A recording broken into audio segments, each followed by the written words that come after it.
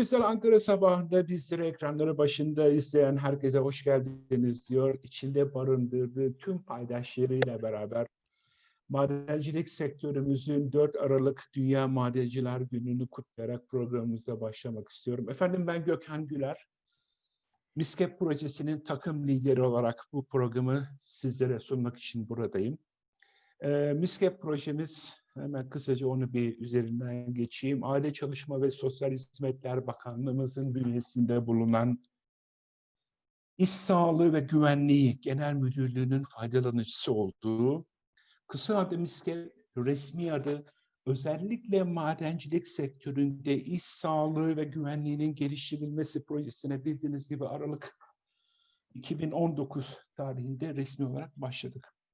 MİSGEP'in hedefine, MİSGEP projesinin asıl hedefi sağlık, güvenlik ve iş barışının geliştirilmesiyle Türkiye iş gücü için insana yakışır işlerin yaratılması.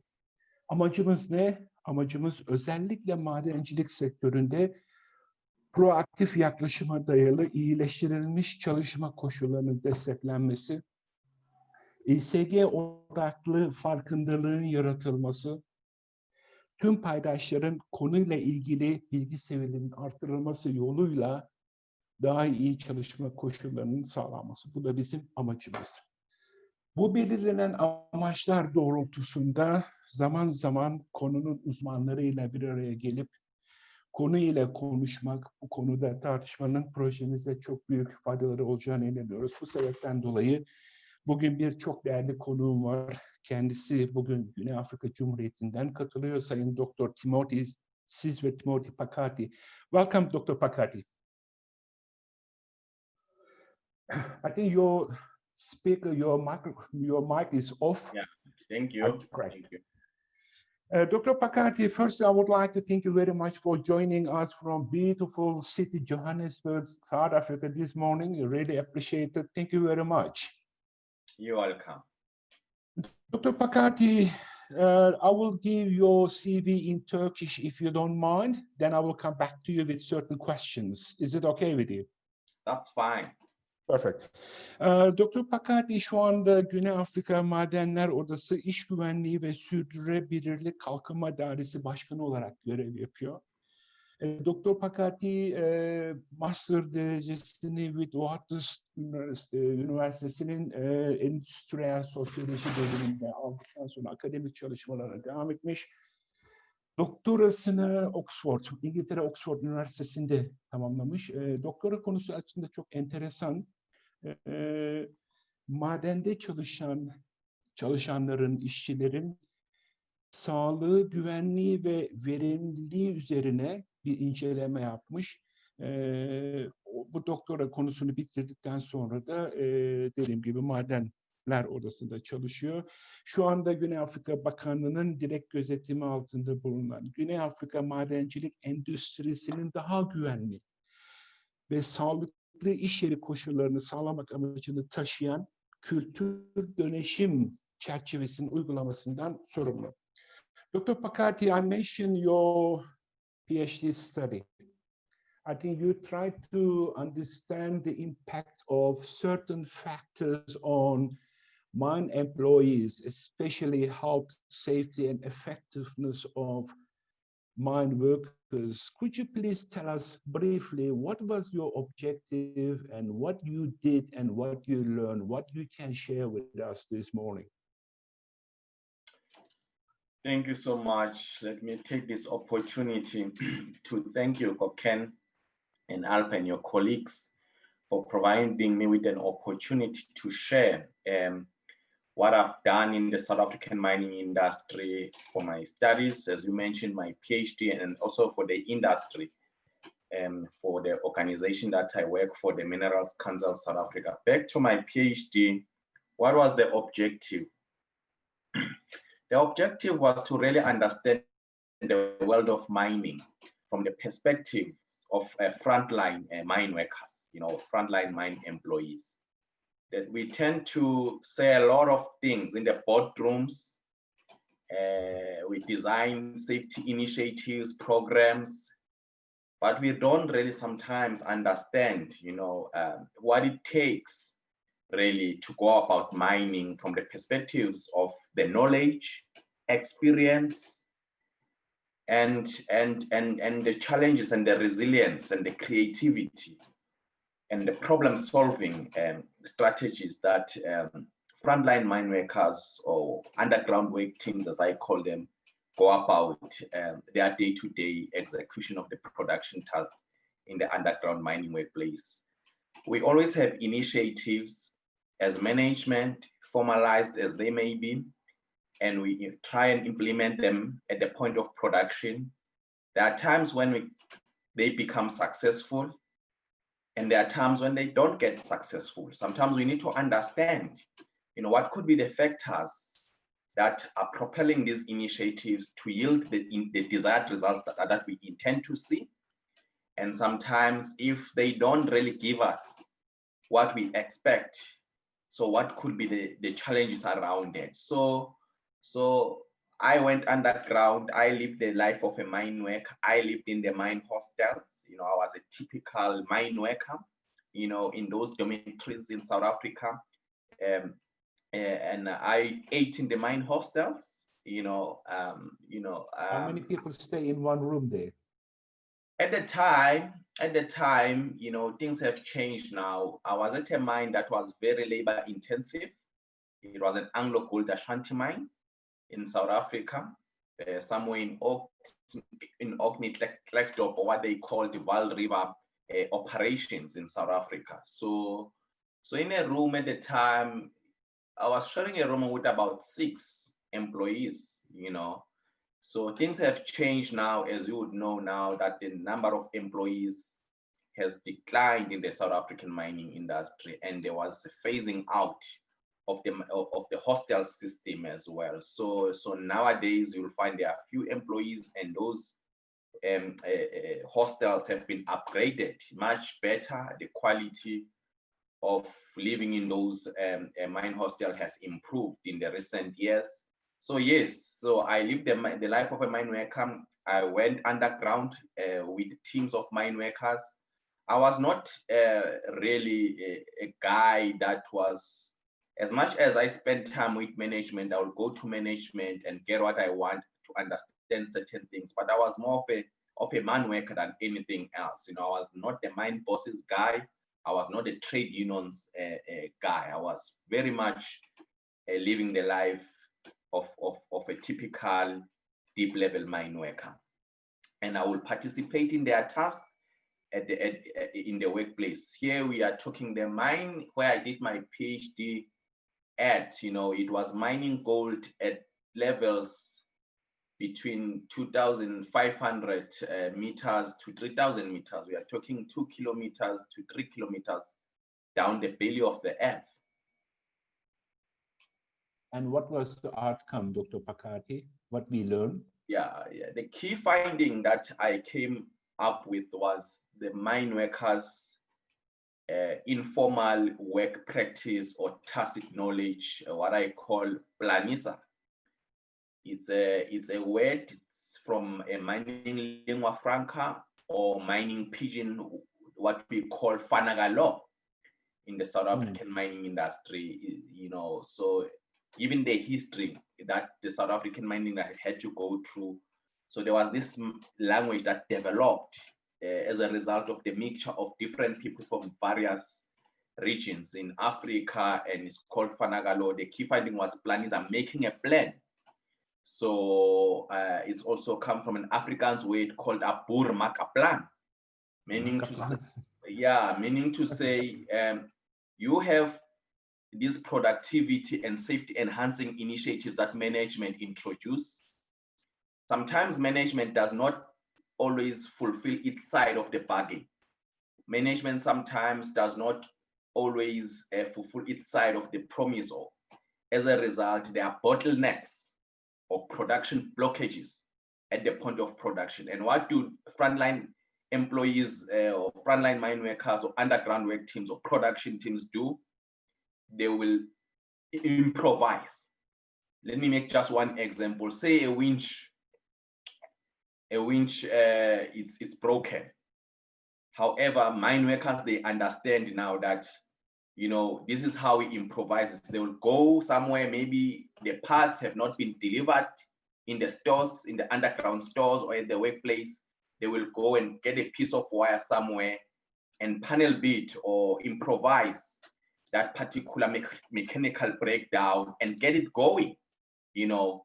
So they will make other plans, alternative work plans, you know, that, you know, and they have targets to meet. They have their production targets to meet.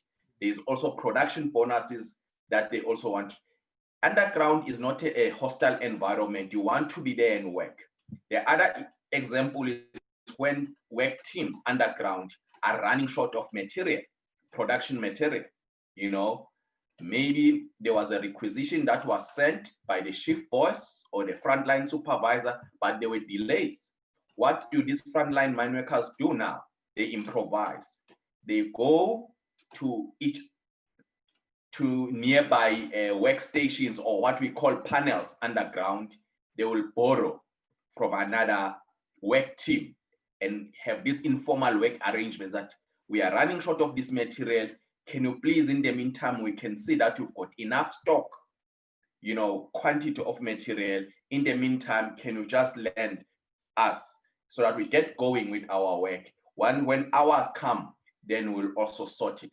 And frontline supervisors as well. It's not only frontline mine employees, your lower level employees, frontline supervisors as well. When they run short of budgets, you know, that are allocated to them in a month, because one of their key performance areas as well is saving cost as well, you know. So when they run short of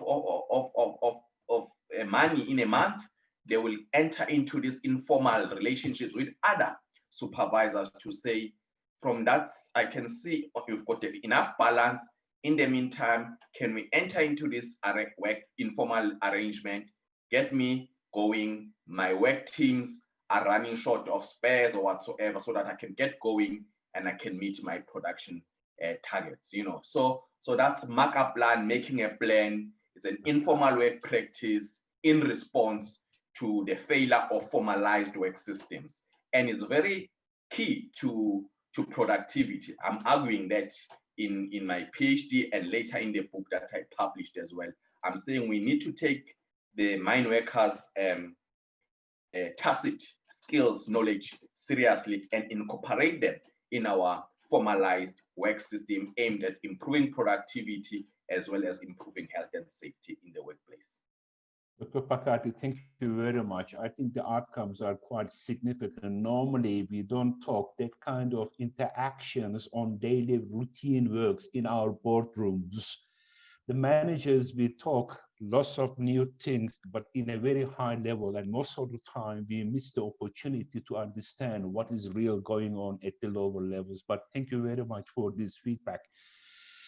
And if you don't mind, I would like to start my questions. Dr. Phakathi, I will have 3 questions, if you don't mind. And the first question, it will be related with the statistics. And when I look at the recent statistics associated with the fatals and injury rates in South African mining industry, it confirms there is significant reduction in the numbers. If I'm not mistaken, the total fatalities in 1993, it was 615. That number was reduced to 51 in 2019. Obviously, 1 is too many, and 51 is far, far away from the acceptable level of 0. We know that, but on the other hand, we can't ignore or underestimate this significant achievement. The numbers from 615 to 51. This is significant, remarkable achievement. Now, the question in my mind is simply, I want to understand what South African mining industry, including associated shareholders like government, employers, and organized labor, what did they do to achieve this achievement? who did what and how, when? Thank you for the question, Goken. It's a very important question. The story of the South African mining industry safety performance over the years, as you rightly pointed out, in 1993, the fatality numbers stood at 615. So it's been a journey. It's been a journey of collaboration between tripartite stakeholders. Those are the stakeholders from government, stakeholders from organized labor, and stakeholders from organized business.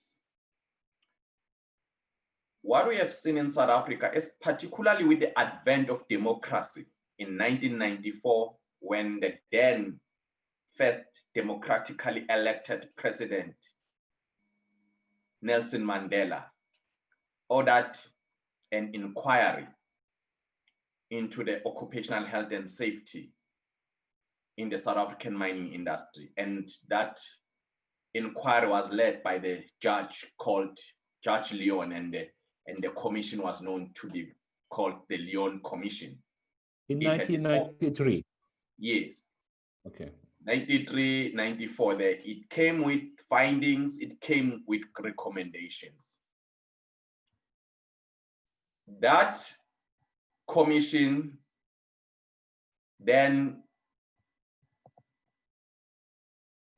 led to a number of, as I said, a number of recommendations, which then led to the introduction or a revision of our legislation, introduction of the Mine Health and Safety Act. That was 1996. And thereafter, there was a recognition that when it comes to health and safety, we don't compete. We put our egos aside. Health and safety requires stakeholders working together, and we stop pointing or apportioning blame. So there was an institution that was established called the Mine Health and Safety Council. And its mandate was to advise the Minister of Mineral Resources and Energy in the South African industry, as well conduct research on health and safety in the South African mining industry and come up with outcomes that will lead to saving lives in our industry. That was 1998 when the Mine Health and Safety Council was established, and is funded by the industries, funded by the mining companies through a levy model. In 2003, we then reviewed that where we are with our fatality numbers is still unacceptable. It's really, really concerning. So we came up with what we called 2013 Occupational Health and Safety Milestones. At the time, we looked at other countries like Australia, Canada, and the USA, and we looked at where they were at their performance. And our performance in South Africa really was dismal. And we said we need to close the gap. What is it that will take us to really be comparable to those international benchmarks? So we set the 10-year milestones in 2003. Hence, those milestones were called 2013 Occupational Health and Safety Milestones. However, we knew that we were not going to achieve or be comparable with other international benchmarks without doing anything. It meant doing other things. So there was a development of a tripartite action plan to achieve the milestones. That was now in 2008. At the Chamber of Mines, now called the Minerals Council South Africa, the industry established what we call the MOSH Learning Hub. And it focused on your key causes of fatalities and accidents, your fall of ground, your transport and machinery.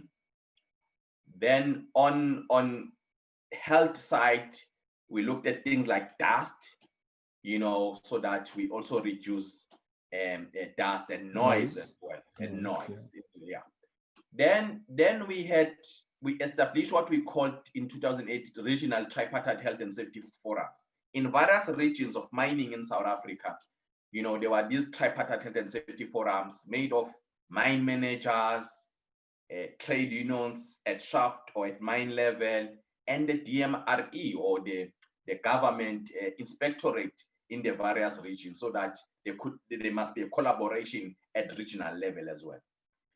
Then in 2010, we had the mining charter in South Africa, which was another policy focusing on the transformation of the industry in terms of advancement of Black people and the previously disadvantaged people, as well as making sure that the South African mining industry reflects the diversity of the country. Then occupational health and safety was included in the mining charter.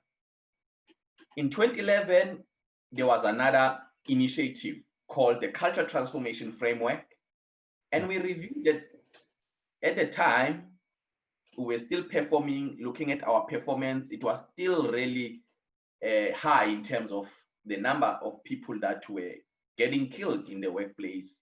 And we said we've been looking a lot on engineering controls, technical systems. It was time that we also focus on behavior. And the Culture Transformation Framework had 11 pillars.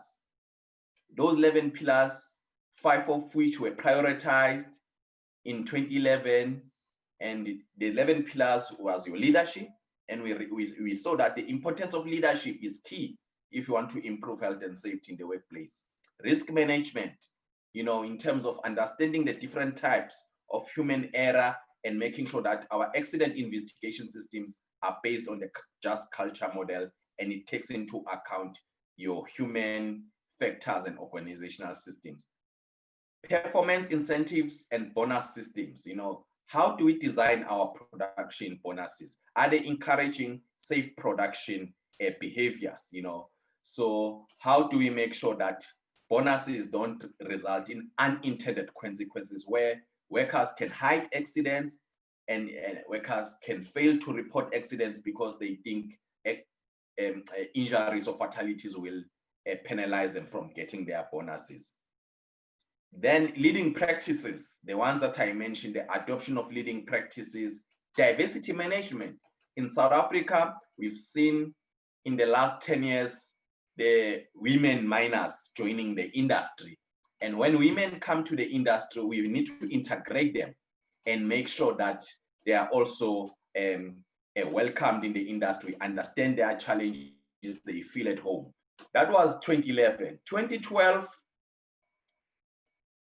at the Minerals Council, the CEOs took it upon themselves that we're making progress, however, is not where we want it to be. At the Minerals Council, there was an establishment of the CEO Elimination of Fatalities team, which was later called the CEO Zero Harm Task Team, where CEOs, mining CEOs affiliated to the Chamber of Mines at the time, now the Minerals Council, meet every quarter to discuss the challenges of safety and come up with initiatives. The boss of all the big boys in the town.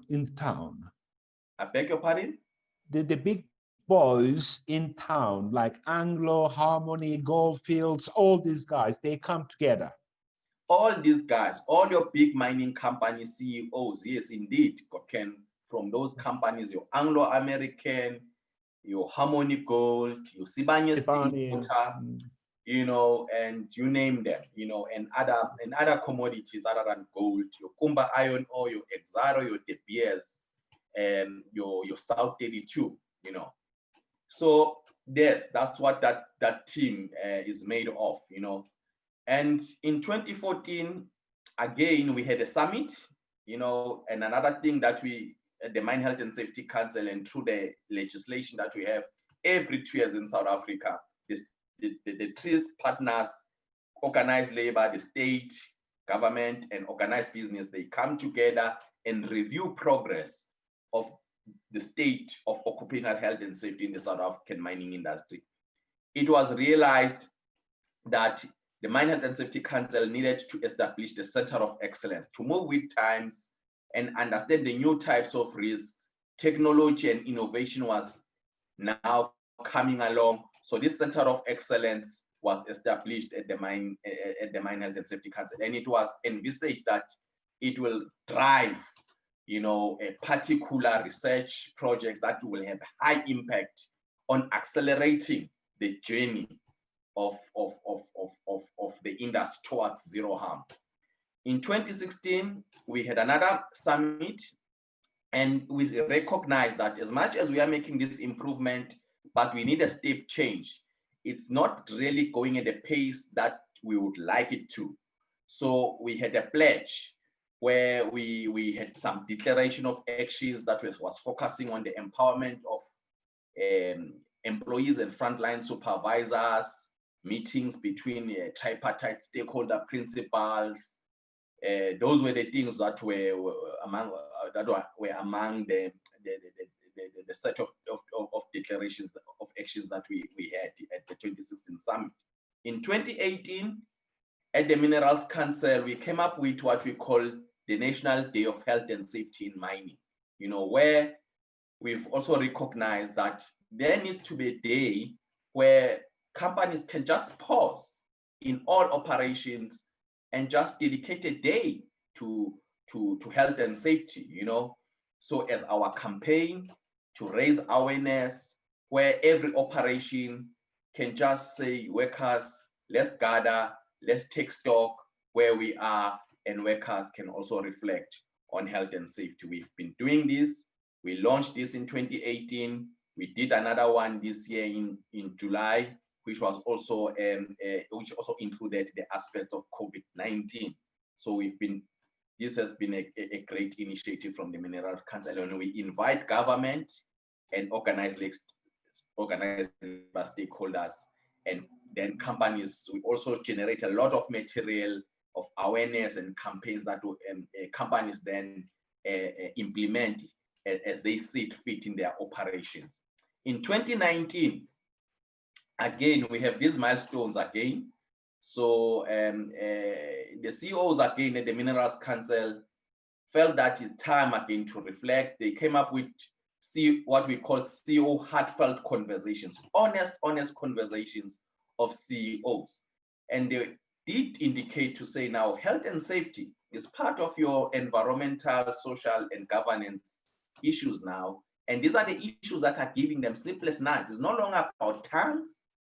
These issues of health and safety, investors are looking at these issues. They are very important, and they came up with a number of things like your training. Let's look at accident investigation. Let's look at how we can learn better and faster from other industries, not only from ourselves as mining industry, but from other industries, particularly your nuclear industry and your aviation industry as well. Those are the things that we've been, the CEOs, and that gave to the launch of what we called the Khumbuleka strategy on health and safety. We have a strategy on health and safety called Khumbuleka. Khumbuleka is a Nguni word or isiZulu word, meaning remember home. This is where now we are connecting the workplace. Great. Yeah, we are connecting the workplace and home, and our motto in the industry is ensuring that every mine worker returns from work unharmed every day, ensuring that when workers leave home in the state of health that they were in, good health and safety, they must still go back, in that same state of sound health and safety. And the CEOs here were saying, as CEOs, whatever results that we get, it's a reflection of our leadership. So they were taking this bull by its horn to say, it's time.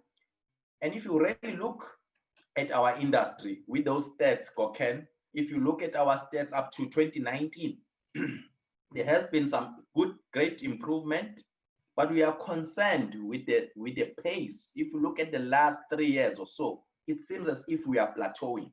However, it seems like we are plateauing.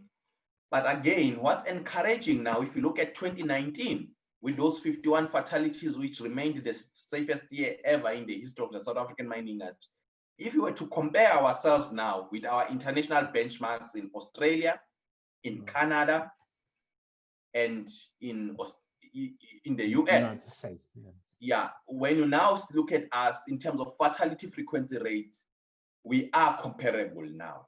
In fact, our coal mines in South Africa are safer than coal mines in the United States. So these initiatives that I've mentioned, it's been a collaboration. It has not been just a one-party type of effort.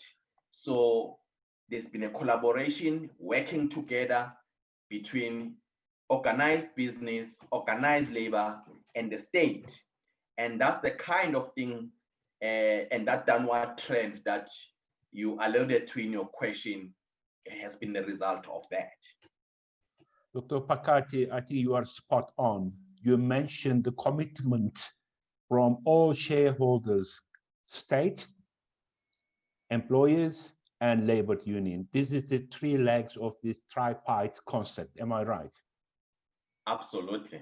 And also you mentioned the importance of research. You mentioned a name, Mine Health and Safety Council, and established in 1993. What is the budget of Mine Health and Safety Council? If I'm not mistaken, it was about 50 million rand roughly per year? Yes, it depends. Yeah, the Mine Health and Safety Council was established in 1998 and is one of the recommendations of the Lyon Commission that I mentioned earlier. Oh, yes. Yes, the budget of the Mine Health and Safety Council, it varies. I know there has been, it's around that figure of 50 million, and it's levied. The money comes through levies. And how do they get that money? There's a formula. Based companies that are levied based on the number of injuries and fatalities that they've incurred. So then they fund them. That's how the money gets to be funded. However, in the recent months, years, we've been also looking at a new levy model because we are aiming for zero harm. Yes. Meaning that as companies get fewer and fewer fatalities and injuries, is less money going to the Mine Health and Safety Council.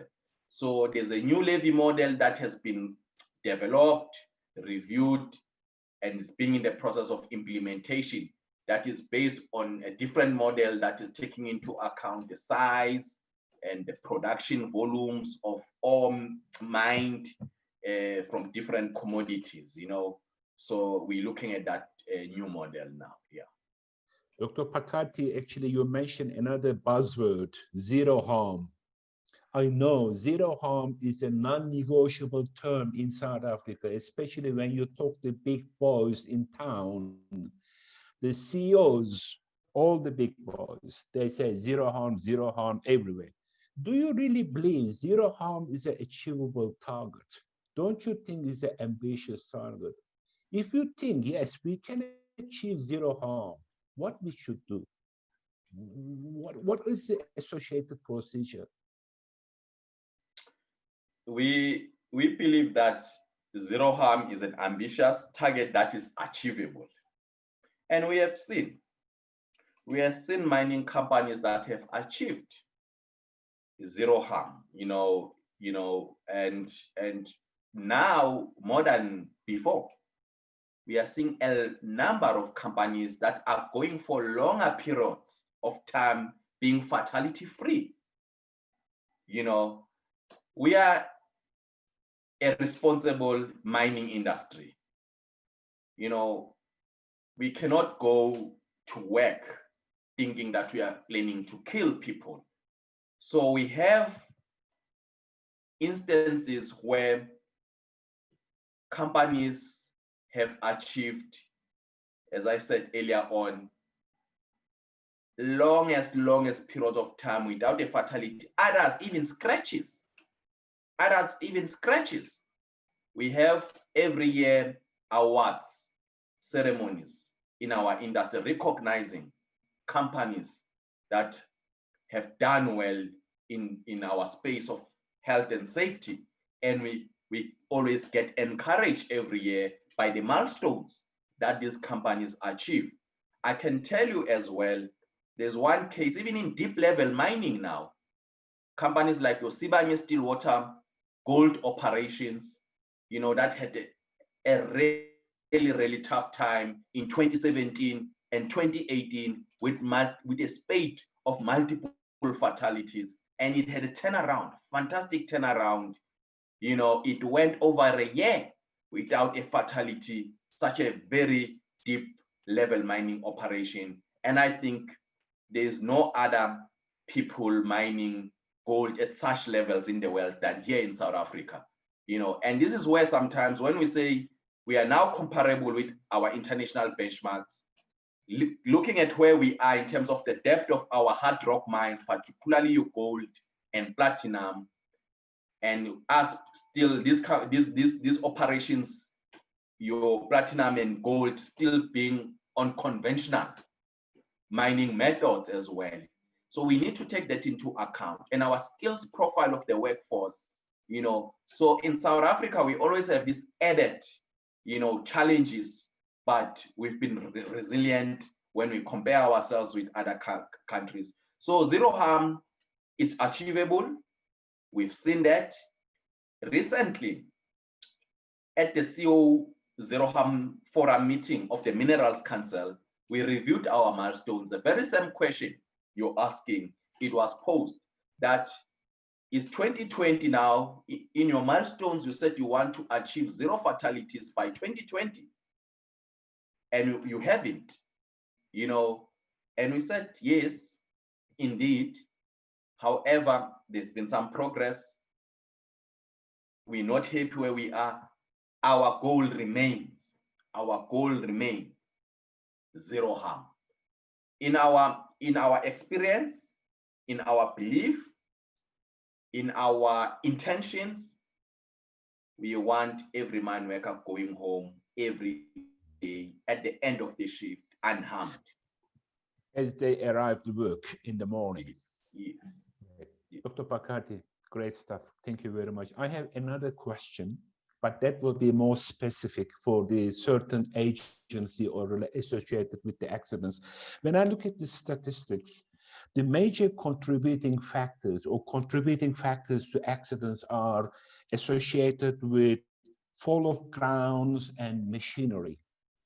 And I want to understand, well, what is the South African mining industry is doing to address these challenges associated with fall of grounds and transport-related incidents? Because these two items is also a problem for us here in Turkey. Thank you for the question, Ken. Good one as well. Look, fall of ground and transport and machinery related accidents remain a challenge in our industry. Not as bad or as disastrous as they were 20 years or 10 years ago. Earlier on, I mentioned that one of the initiatives that the industry took or introduced in 2009 was the MOSH Learning Hub at the Minerals Council, which is focusing on the adoption of leading practices, focusing on fall of ground mining with nets and bolts, to really deal with fall of ground. Later on, there's another leading practice called ledging, particularly in your platinum and your gold mines. That's another leading practice. And early entry examination and making safe. That's another leading practice where work teams, have a particular way of declaring the workplace safe by making sure that the burying and all of those things before you really get into the scope or the work phase, that all is in order. So those are the leading practices that we initiated to really deal with fall of ground. Transport and machinery. Again, there's a focus there, with what we called a leading practice focusing on collision management. The MOSH Learning Hub has established has come up with a leading practice called traffic management leading practice, which is all about dealing with your vehicle-to-vehicle interactions and challenges in the workplace regarding the mobile equipment and mobile machineries, as well as vehicle to persons, and the installation of what we call the proximity detection systems, which is your PDS. Maybe if I were to make an example for a lay person, is like driving these cars whether it's a BMW, as you're about to get to the next vehicle or the wall, it beeps, you know, it gives the warning, you know. So those leading practices somehow have taken us somewhere.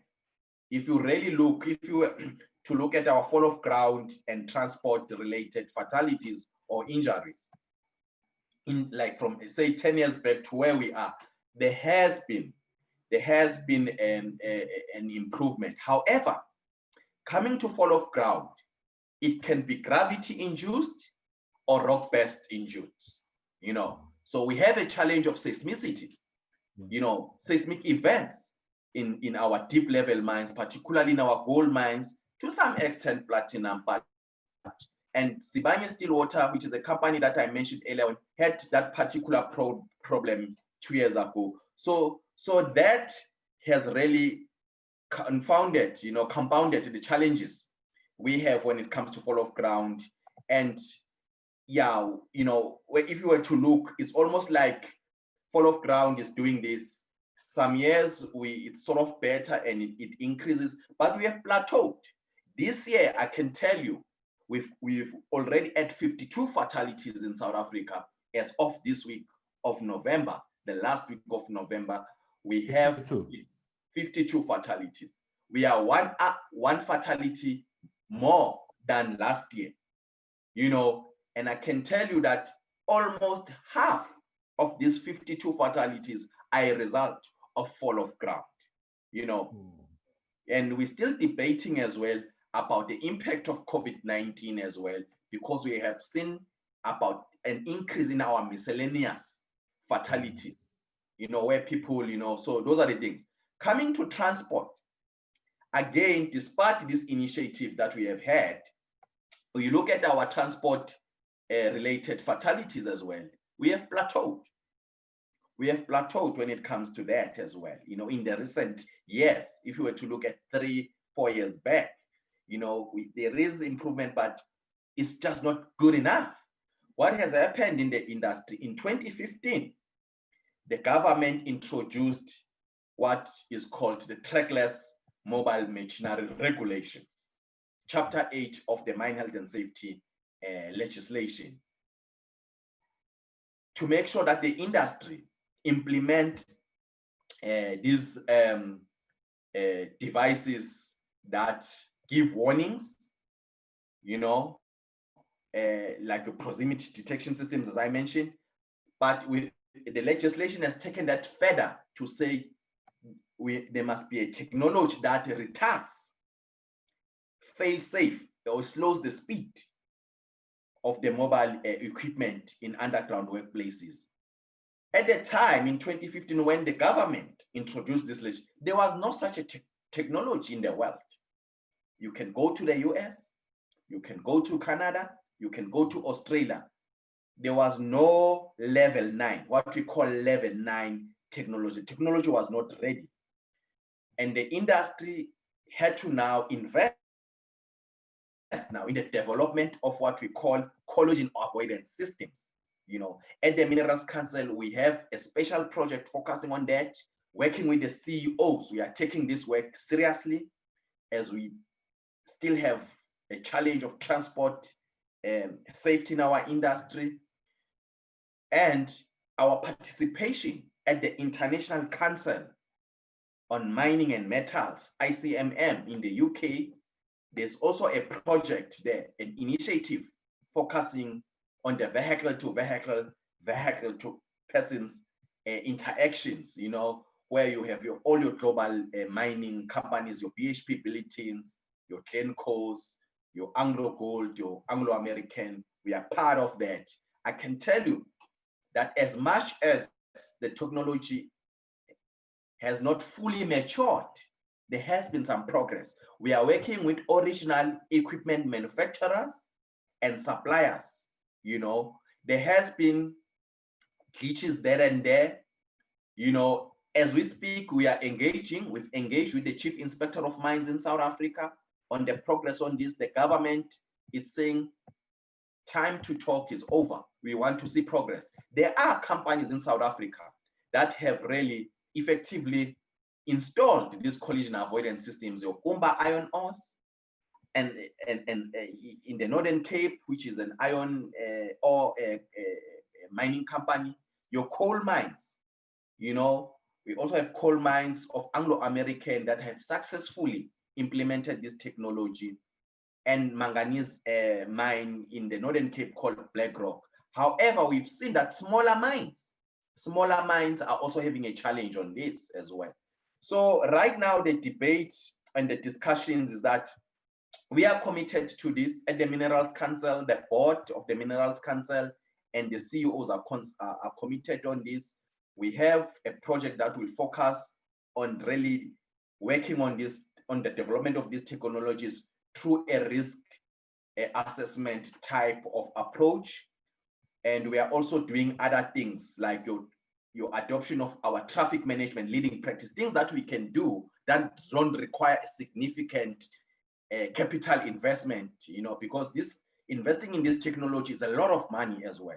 You know, you've got to do your risk assessment, but you can still do the separation, you know, in your mining operations in terms of how you design your roads, that you separate, you know, roads for vehicles and roads for where persons are involved. We have that. We've done an analysis. If we do these other things well, like your traffic management leading practice, focusing on your rail-bound equipment and your trackless mobile machines, we believe that we can significantly reduce fatalities by 40% while doing these other things on the development of collision avoidance systems.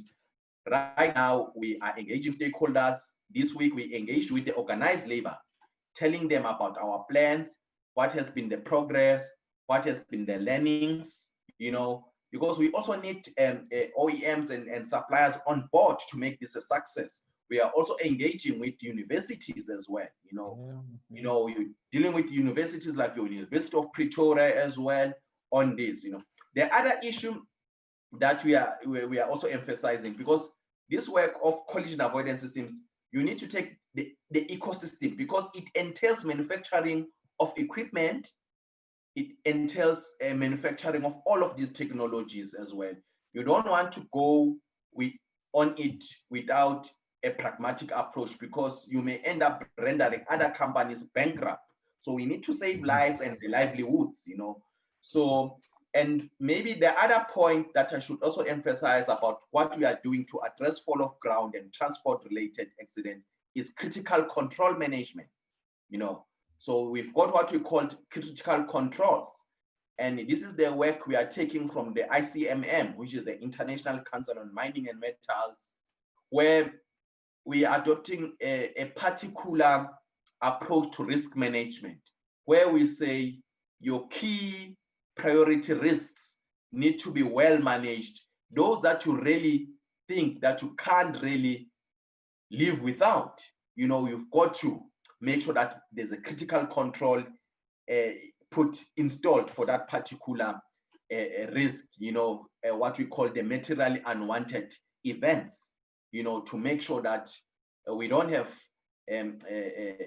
catastrophic events where there's damage to property and there's loss of life.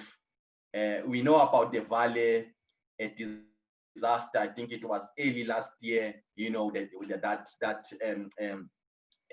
tailings dam failure as well. It also highlighted the issues of critical controls. It's gaining momentum in South Africa. It's a new way of how we look at risk.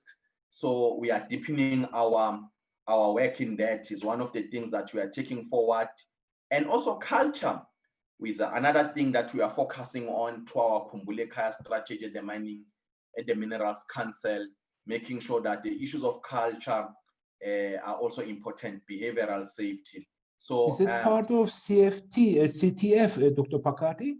Yes, we part of that, and we are going beyond that as well. Yeah, okay. Okay. It's all in the spirit of that. And technology, by the way, we've seen the advent of the fourth industrial revolution, you know. Yes. So we have the Mandela Mining Precinct in the industry that is also looking at new ways of mining, the future of mining, the modernization of mines, you know. So technology, we are embracing it, you know. We need not be allergic to technology. I know the debate on technology, innovation, mechanization, I would say it has matured in South Africa.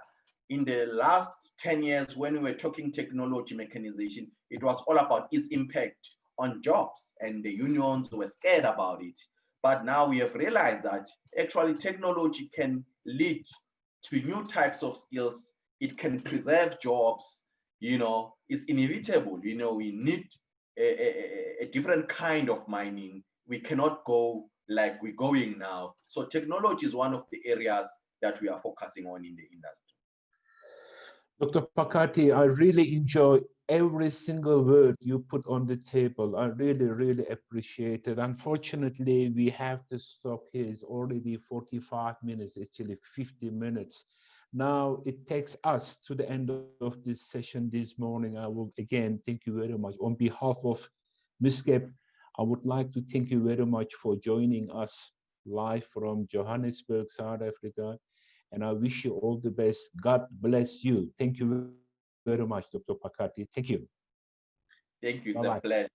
Keep up the good work. Thank you.